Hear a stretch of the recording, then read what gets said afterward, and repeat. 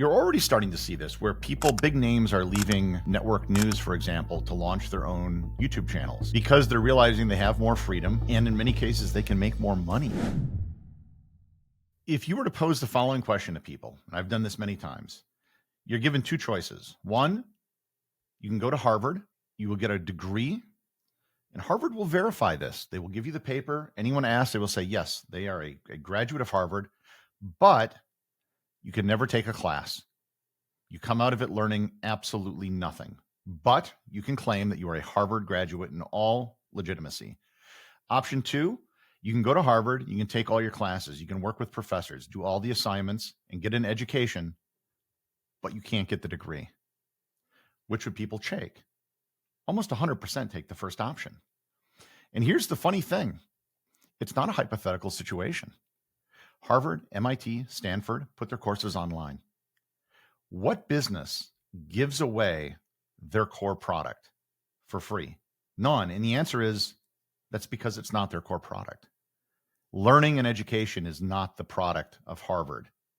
It's credentialism. It's a brand. You're buying Harvard just like you're buying Gucci or Ferrari or anything else. That's fundamentally what it is. There's no special calculus that they are teaching you there that you are not going to learn at the University of Nebraska. The whole point of being in these places and why elite parents spend so much money is because they want the brand and the credential to join the club. And a lot of what you see in Japan, I believe, is basically happening in the US. Right.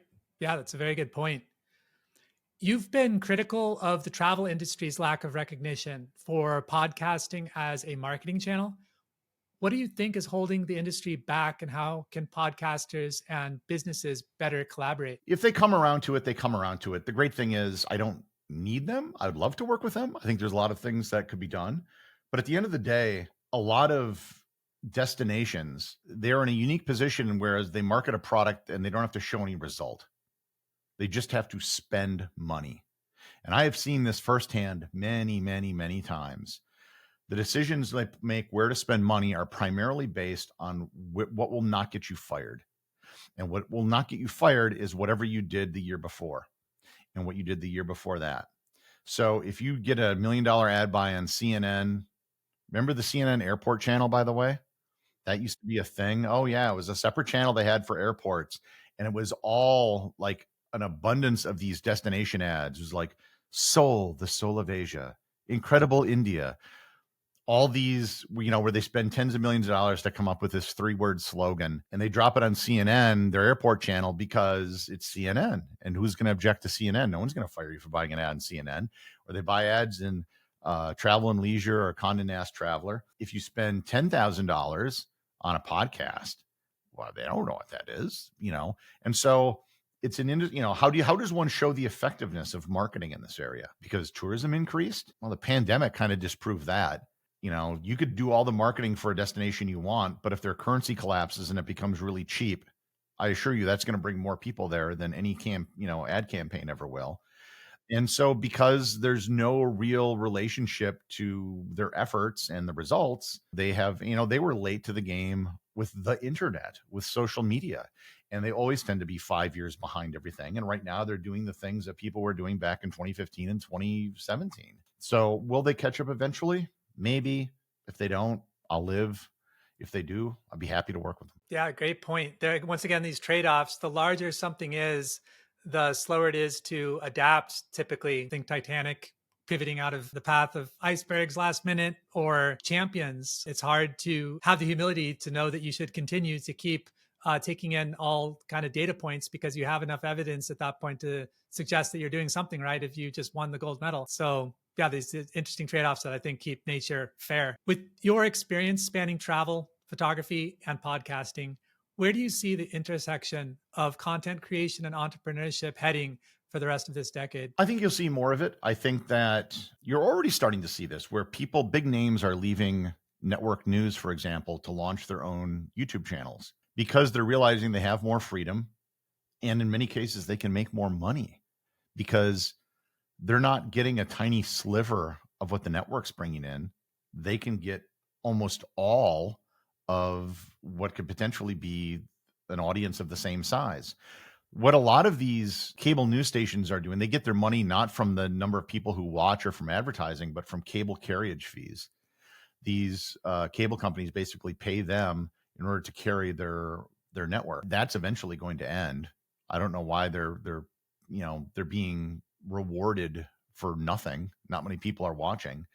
And when that happens, you've already started to see it, an increase in entrepreneurship. I think Piers Morgan just launched his own channel. But at that point, then they're just one of many of all sorts of people doing this. There's going to be all sorts of different types of models that would otherwise never be successful. And the biggest thing is that traditional media is, at least broadcast media, is always on the clock, right? You have a set amount of time. We have this period. You can never do anything in depth. You can never really do anything interesting. Whereas online, that restriction does not exist. We have no time limit for what we're talking about. I'm not going to ask you a question and be like, oh, gotta go. Bye. That really annoyed me about the broadcast, how they just stop all the time. I think you'll see it start to rapidly happen because it's already, people are getting rid of cable TV and more things are starting to switch to streaming. One of the last shoes to drop has been big sports networks like the NFL.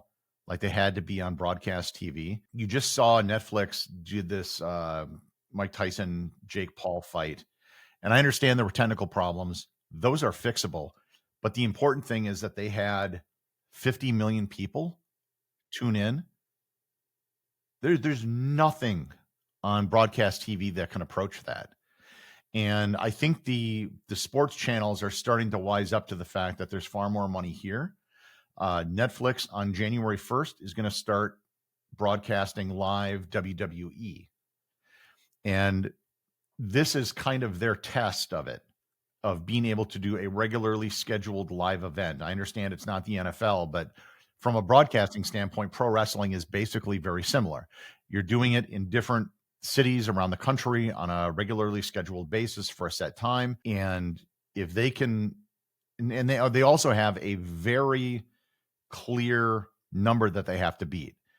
They're taking something that was on the USA Network or was on Fox, and they're going to be able to do apples to apples and say, this is how much bigger our audience is here compared to there, and be able to sell it at that. So I think that when those things start changing, when sports and everything starts to leave, when things collapse, it tends to be very slowly and then all at once.